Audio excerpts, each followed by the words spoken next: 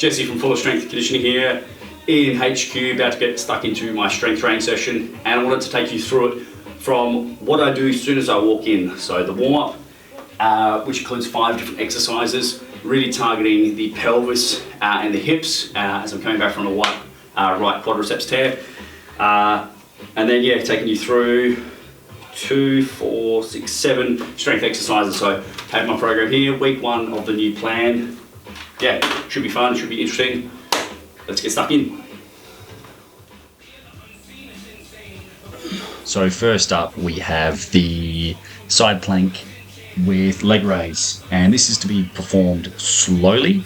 The reason we want it done slowly is to make sure that the target muscles are being utilized. So in this instance, we're working the obliques on one side and the gluteus medius on the opposing. So as you can see me doing it right now, my right elbow is on the floor, so the right oblique and the right glute med is working, and then the left gluteus medius is being worked as I perform the leg raise itself. So slow and controlled is the name of the game here. Then we are working on a heavy banded hip flexion with pause. So this is to strengthen the quadriceps and hip flexors, in particular the rectus femoris. So that's one of the 4 quadricep muscles. That is the muscle that I had the issue with.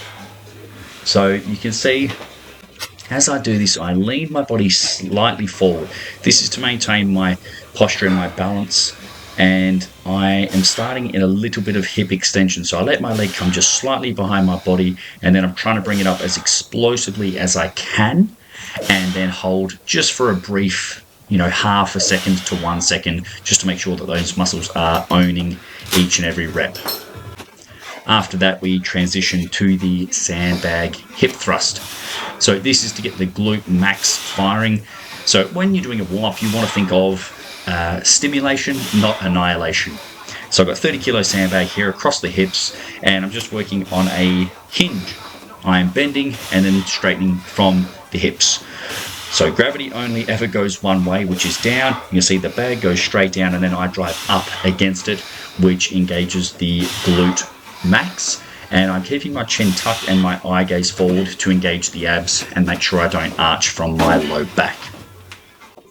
After that, we are working on some Copenhagen's. So these are a very challenging movement. I have just increased the difficulty of these by performing them at the foot rather than going at mid-shin or supporting myself at the knee. So we want the elbow to be placed directly underneath the shoulder to stabilize it the most effectively. And then what we are doing is a bit of lateral flexion, side bending. I'm letting my torso bend. You can see my hip just lightly touches the floor, and then I'm using my left foot to basically press down into the bench to lift myself up.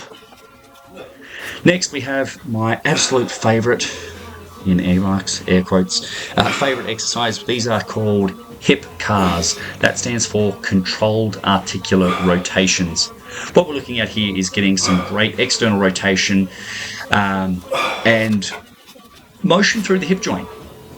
We're really just trying to isolate one hip at a time. So you can see I'm pinning myself against the rack, and I'm forcing all of the movement to come about the left hip. I don't want the lower back to move. I don't want the upper back to move. It's strictly the left hip in this instance. Very, very challenging.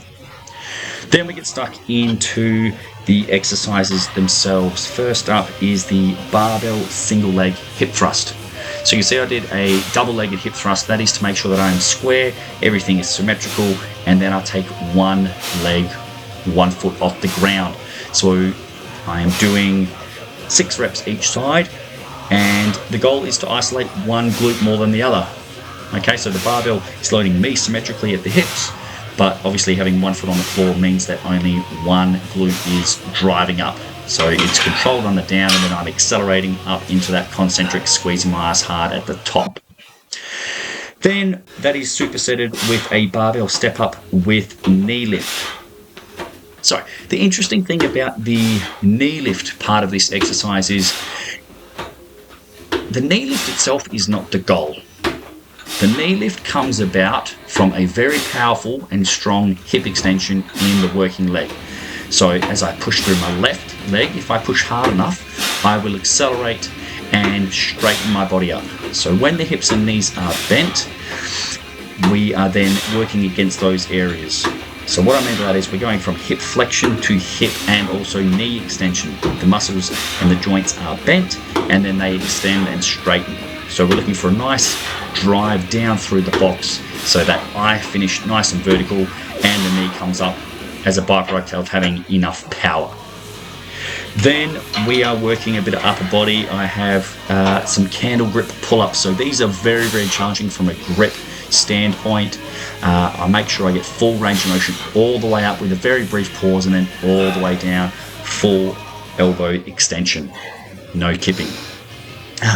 Then we are pairing that with a barbell Romanian deadlift, working on a fast concentric. So I'm controlling the eccentric, I'm lengthening the hammies, getting a wicked stretch on the backs of the legs, and then I'm driving my hips through the barbell and squeeze my ass hard whilst bracing my abs for a punch. Super, super important.